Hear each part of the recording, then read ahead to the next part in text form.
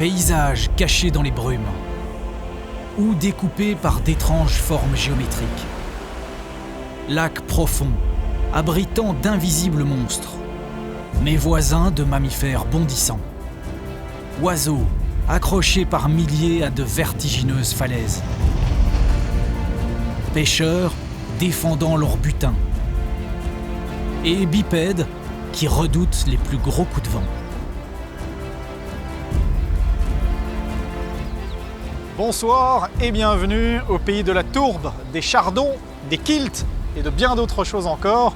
Ce soir, votre jardin extraordinaire vous emmène en Écosse, cette région située au nord du Royaume-Uni, qui est environ 6 fois moins densément peuplée que la Belgique, et ça laisse donc quelques très beaux coins de nature à découvrir en passant par ces rivières, ces lochs, et puis ces longues landes vertes qu'on pense dans notre imaginaire être le paysage écossais typique. Ce n'est pas le cas, c'est très souvent le résultat d'une trop forte utilisation par les hommes de ces paysages depuis des décennies, voire des centaines d'années. Et on verra qu'aujourd'hui, des hommes doivent se battre pour essayer de rendre à ce paysage écossais sa beauté originelle. Et on verra que le kilt notamment peut être un instrument de la conservation de la nature.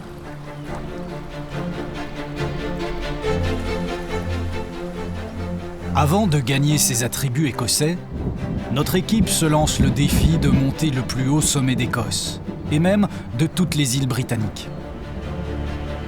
Le Ben Nevis n'est en réalité pas très élevé. Mais l'ascension commence au niveau de la mer, et peut se révéler plus périlleuse qu'il n'y paraît, même quand le soleil brille.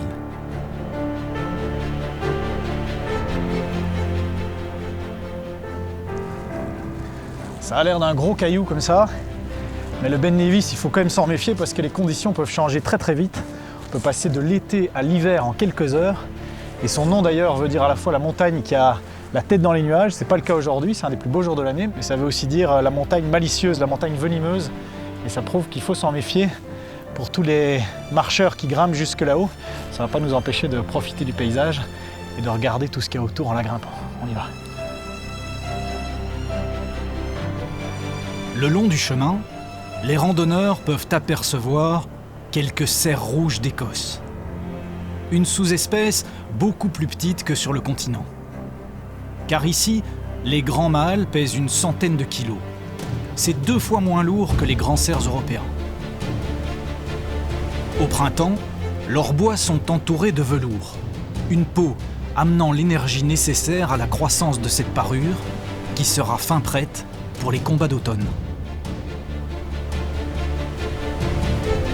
Petit à petit, les pentes du Ben Nevis laissent de moins en moins de place au règne végétal, jusqu'à ce que le paysage ne soit plus qu'entièrement minéral.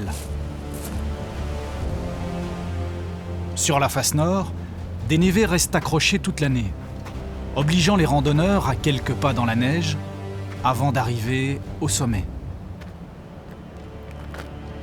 Arrivé un peu en dehors des sentiers, au sommet du Ben Nevis, 1340 mètres et des poussières. C'est pas très élevé, mais c'est vraiment un splendide spectacle naturel tout alentour. L'océan Atlantique qui rentre dans un long fjord qui a creusé la roche. Et puis ces magnifiques montagnes, sculptées par les éléments, les pluies notamment. On sait grâce à un centre météo dont il reste quelques ruines, qu'il pleut et qu'il neige 4 mètres par an au sommet du Ben Nevis. C'est déjà 2 fois plus que dans la vallée en bas et 4 fois plus qu'en Belgique.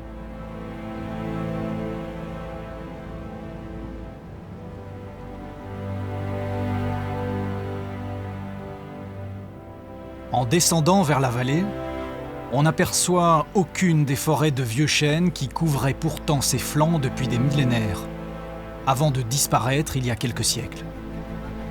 Aujourd'hui, seul subsiste 1% de la forêt écossaise d'origine. Déboisée par les hommes pour le bois de chauffage et de construction, ou pour y installer le pire ennemi des arbres.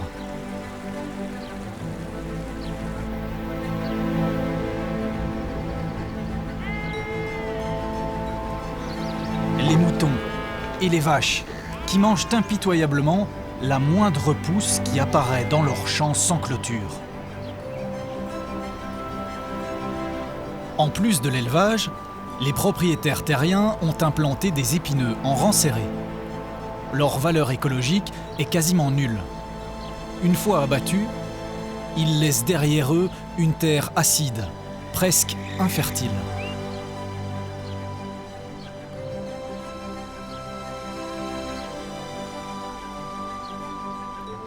Mais ce n'est pas pour autant une fatalité. Il y a quelques années, après une carrière dans une société pharmaceutique, Peter Bevis a eu un rêve: recréer la forêt écossaise d'origine. Alors l'idée, c'est de diviser le terrain en tout petits morceaux et de les vendre à un maximum de gens. Donc ça fait que c'est plus juste mon terrain, c'est devenu celui de tout le monde, de la communauté. C'est ma fille qui a trouvé l'idée. Nous plantions des arbres et nous voulions en planter davantage.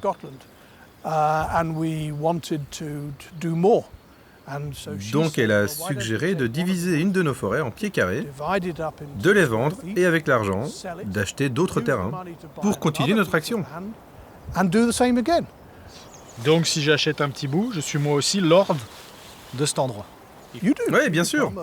Tu deviens un lord ou lady Si nature. j'ai bien compris, tu n'es pas le seul propriétaire de cet endroit, vous êtes beaucoup de petits propriétaires, là je suis chez quelqu'un. C'est un petit terrain qui a été donné par la BBC à la chanteuse Cyndi Lauper. Girls just want to have fun. Yeah, just here. Yeah. So, Ouais, donc this belongs ici, to Lady Cyndi on est Lauper. juste chez Lady Cyndi Lauper. Et quand vous êtes lord, aussi petit soit votre territoire, pourquoi ne pas y passer un peu plus de temps? Ou vous installer carrément pour la nuit? Et quand on est Lord of Glencoe pour le jardin extraordinaire, on fait d'autant plus attention à ses voisins. De l'autre côté, c'est une chanteuse américaine, nous a dit Peter. Et puis ma voisine de droite, c'est visiblement une grenouille qui s'est installée juste à côté de moi, ou plutôt c'est moi qui m'installe juste à côté d'elle. Et je crois qu'il y a assez de place pour partager. Pendant que les lords et lady nature dorment, le plus beau spectacle naturel se passe souvent quand personne n'est là, à quelques mètres à peine des tentes.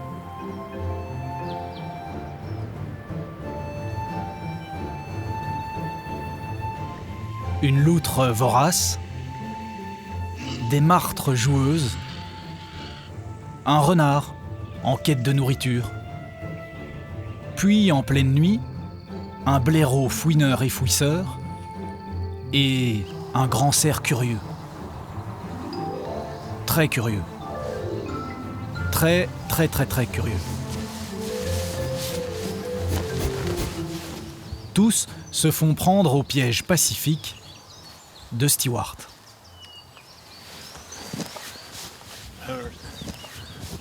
Nos caméras espions sont placées un peu partout sur la réserve. On en a 10. Normalement, on les place près des pistes ou des traces. On allume la caméra et on croise les doigts. Mais celle-ci est un peu différente. Elle fonctionne en rapport avec ce bâton qui est imprégné de cette mixture de phéromones. C'est pour attirer un animal particulier, le chat sauvage écossais.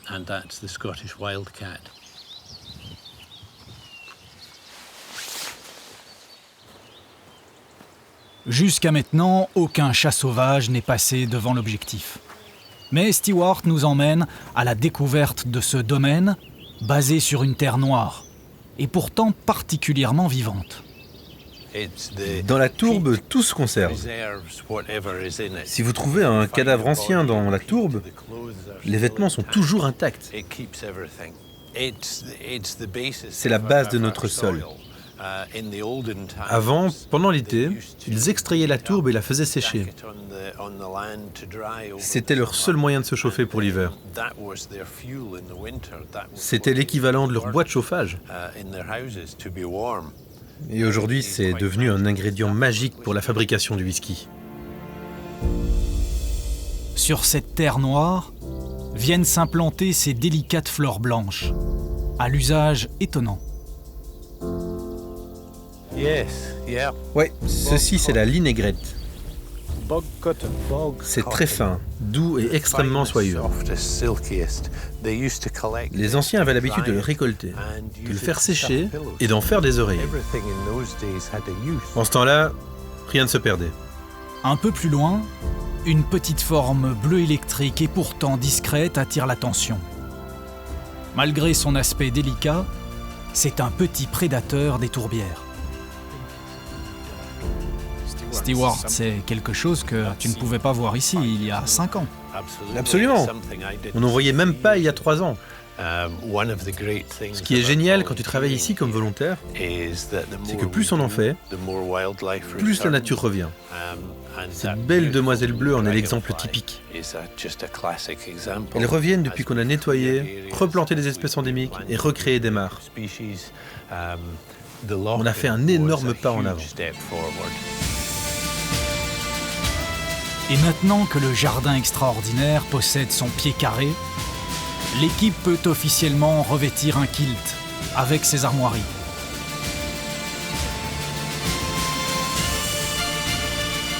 À l'origine, il est fait de 13 mètres carrés de tissu servant de vêtements le jour et de couverture la nuit. Un habit à tout faire qui peut poser quelques problèmes pratiques. Car en plus du vent, le porteur de kilt rencontre un autre obstacle typiquement écossais. Les chardons. Ces plantes dont la belle fleur est devenue l'emblème de l'Écosse grâce à ses épines. La légende raconte qu'une nuit, les Vikings s'apprêtaient à donner l'assaut sur un camp endormi. Mais un champ de chardons leur arracha quelques cris qui réveillèrent les Écossais. Ceux-ci gagnèrent la bataille et adoptèrent le piquant végétal comme emblème. Mieux vaut donc revenir à une tenue plus classique pour partir scruter les eaux les plus étranges du royaume.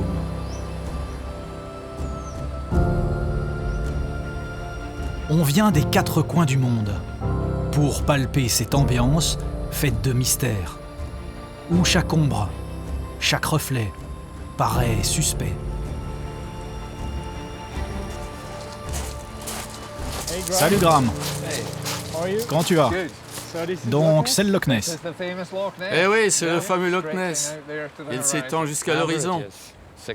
Profondeur moyenne 200 mètres, mais au point le plus profond, on a presque 250 mètres. Il n'est pas très large, 1,5 km environ. Et comme tu peux voir, l'eau est très sombre, colorée par la tourbe qui est amenée ici par les rivières.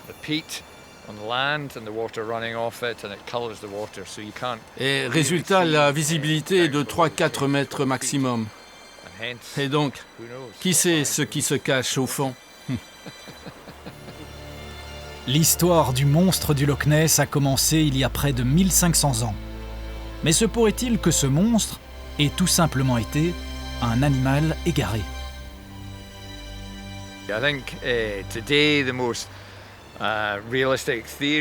Aujourd'hui, la théorie la plus réaliste, c'est que le monstre était une espèce de poisson-chat géant. Ces animaux peuvent mesurer 4 mètres de long. Les fameuses photos du monstre se sont révélées fausses. Alors des scientifiques sont venus ratisser les profondeurs du Loch Ness. Et ils ont découvert quelque chose. Ils ont travaillé dans le lac et à environ 100 mètres de profondeur. Ils ont trouvé une espèce de grenouille que personne ne connaissait. Comment cet animal survit-il si profond? Ça prouve qu'il y a toujours quelques secrets cachés dans ces eaux. Si le loch attire toujours des milliers de curieux qui guettent les eaux troubles, beaucoup d'observateurs préfèrent aujourd'hui se déplacer quelques kilomètres plus loin, sur les côtes de la mer du Nord. Ils attendent eux aussi une apparition, et ils ne vont pas être déçus.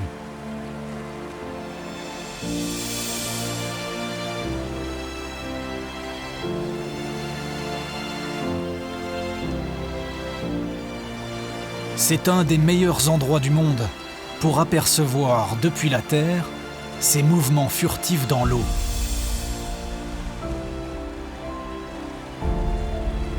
Avec un peu de persévérance, on finit même par distinguer leur museau. Car au moment où la marée se met à monter, un courant se crée à quelques mètres de la plage. Et ces grands dauphins viennent en profiter pour chasser les poissons secoués par les rouleaux.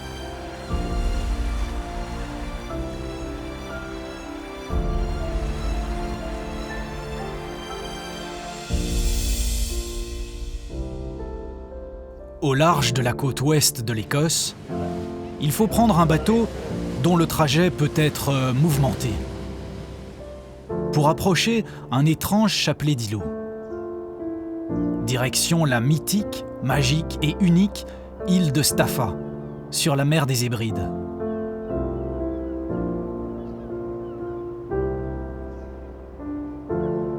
À la vue de son plateau central, d'1 kilomètre de long et 500 mètres de large, cette petite île ressemble à beaucoup d'autres. Mais son trésor se trouve en sous-sol. Des rochers aux formes étonnamment parfaites, nés il y a plusieurs millions d'années et battus par les flots.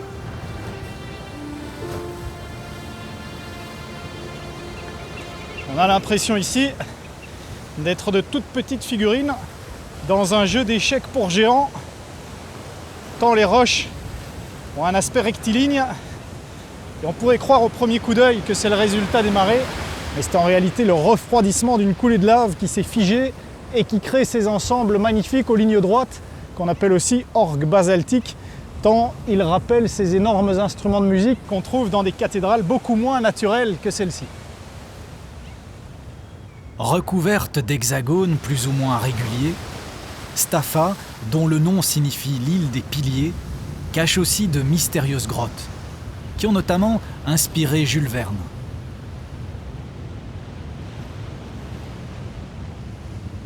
Qu'il vente, qu'il pleuve, qu'il y ait un épais brouillard, voire les trois en même temps, un jeune photographe belge arpente les falaises écossaises.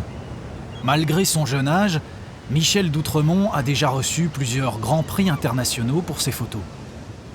Salut Michel! Salut Tanguy! Comment ça va? Ça va bien? Ouais, et toi? Ça va? Ouais, super! Qu'est-ce que tu regardes de beau là? Ça a l'air d'être le spectacle intégral là. Et ça commence juste ici là. Juste là, avec les fulmars là qui, je pense, ils font leur nid là. C'est un couple et ils paradent là, ils chantent ensemble depuis tout à l'heure. C'est ces oiseaux blancs avec ce bec un peu spécial. Ouais, c'est ça, avec le bec un peu préhistorique comme ça, assez dur. Ils ont une espèce de trou au-dessus du bec, c'est assez particulier. Hein. Le spectacle naturel se joue partout autour du visiteur, qui peut s'approcher à quelques mètres à peine des oiseaux. Et puis derrière, tu as des dizaines de milliers d'oiseaux. C'est ça, dont ouais. Ces oiseaux noirs là. Dont les oiseaux noirs avec la petite ligne près de l'œil, c'est le pingouin torda, ouais. Et ici, on trouve vraiment le pingouin torda à quelques mètres de nous. D'accord, c'est celui qu'on a ici. C'est ça, c'est vraiment ça. Donc ça, c'est un pingouin. C'est un pingouin. Ouais, c'est un pingouin. Ouais. On en a en Europe, c'est fou quoi. D'ailleurs, c'est étonnant, on pense toujours que le pingouin n'arrive pas à voler, alors que là, il nous prouve bien le contraire quoi.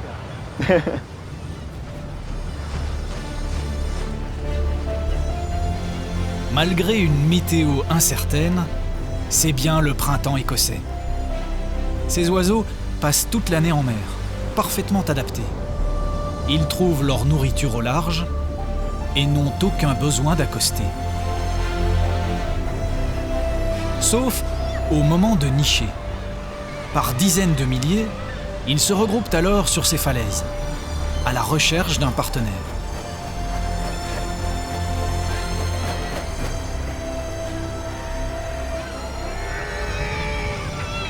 Pour faire la différence entre les prétendants, chez les Guillemots, un petit cadeau est toujours le bienvenu.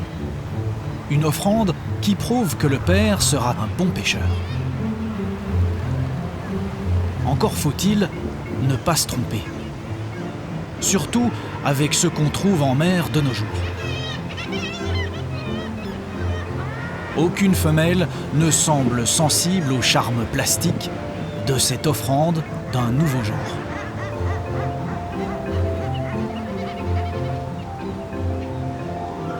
Le printemps est bref sur les côtes écossaises.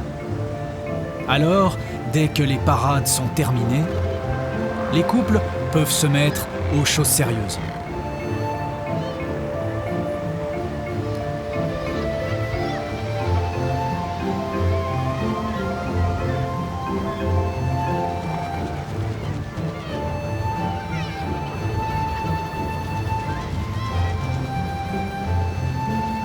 Quelques jours plus tard, même si le printemps est toujours aussi gris, quelque chose a changé sur la falaise. Des taches bleues sont apparues un peu partout.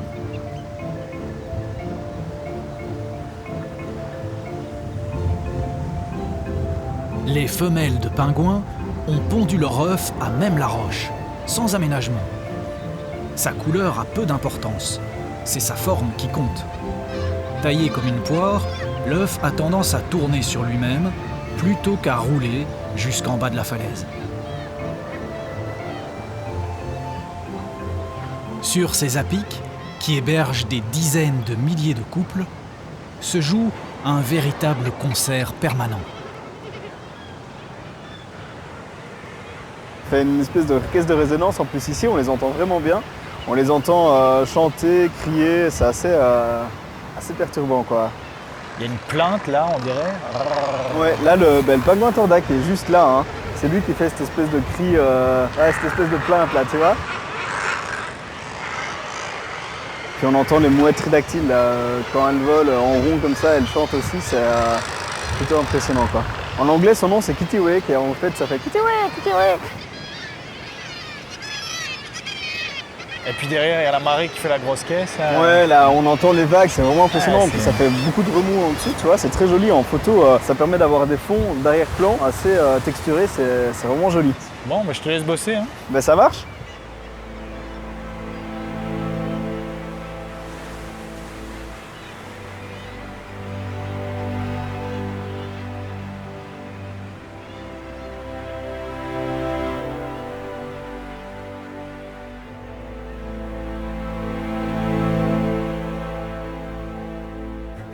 Sur la falaise, en même temps que l'apparition de quelques timides rayons de soleil, les jeunes sont enfin nés.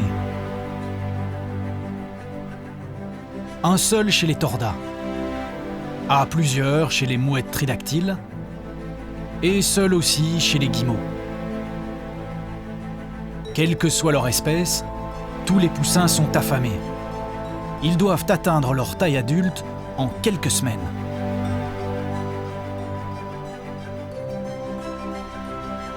Tout n'est pas rose dans la grande colonie. Des disputes éclatent régulièrement entre voisins et il est impossible de maintenir la falaise propre. Alors, tour à tour, les oiseaux font le grand plongeon pour aller se nettoyer dans l'eau turquoise au pied des falaises.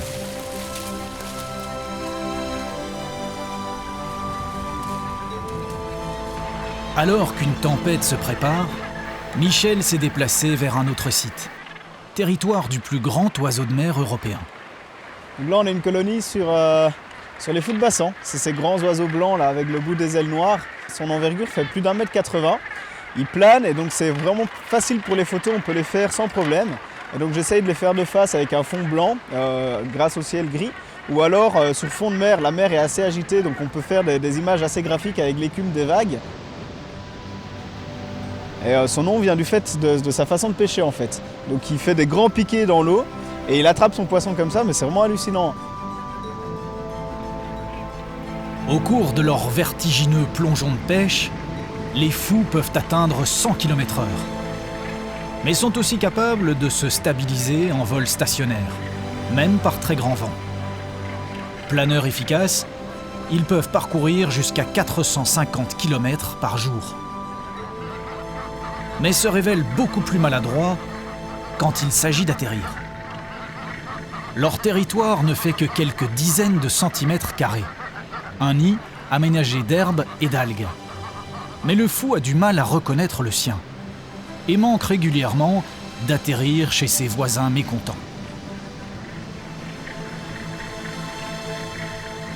Réputés fidèles à leur couple, les fous de bassan ne font pas pour autant l'économie chaque année d'une parade amoureuse délicate.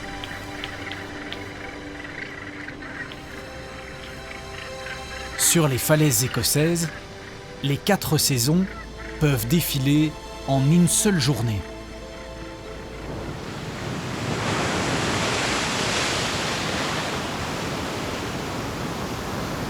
C'est dans des moments comme ceux-ci qu'on se rend compte de la force des éléments, de ce combat entre la roche et la mer. Et les oiseaux vont à la fois en souffrir, ils doivent s'abriter, abriter leurs petits qui viennent de naître. Et à la fois ils vont en profiter, puisque c'est sur ces falaises qu'ils vont pouvoir pendre leur nid quasiment dans le vide et être ainsi à l'abri des prédateurs. Et puis on garde le sourire, nous, dans la tempête, parce qu'il y a l'arrivée surprise du dernier des oiseaux qu'on attendait, c'est le macareux moine, ce qu'on appelle aussi l'oiseau clown. Un bec orange vif, des pattes et un tour d'œil de la même couleur. À la saison des amours, le macareux moine ne passe pas inaperçu. Sur Terre, sa démarche hésitante peut faire sourire. Mais une fois en vol, plus personne ne se moque de lui. Un décollage facile, un vol précis et des atterrissages minutieux.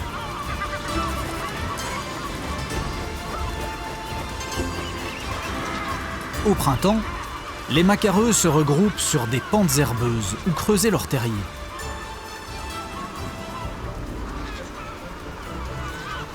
Ils sont capables de revenir avec des dizaines de poissons d'un seul coup, grâce entre autres au bord dentelé de leur bec.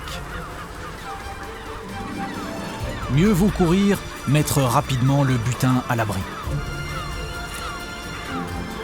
Car ils risqueraient d'attirer quelques opportunistes. Mauvais pêcheur, un goéland a repéré le manège et va tenter de voler la moisson. Beaucoup plus petit, le macareux ne plaisante pas du tout quand il s'agit de défendre sa pitance.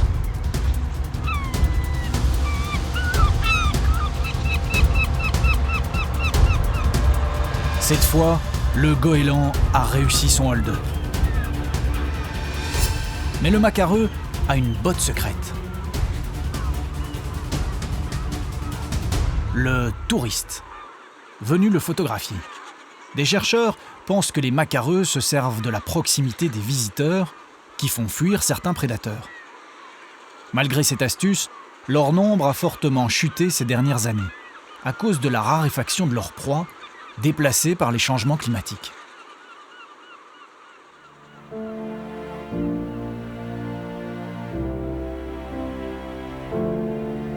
C'est donc le pays des lochs sans monstres, des paysages majestueux et des hommes prêts à réinventer leurs traditions pour encourager le retour de la nature.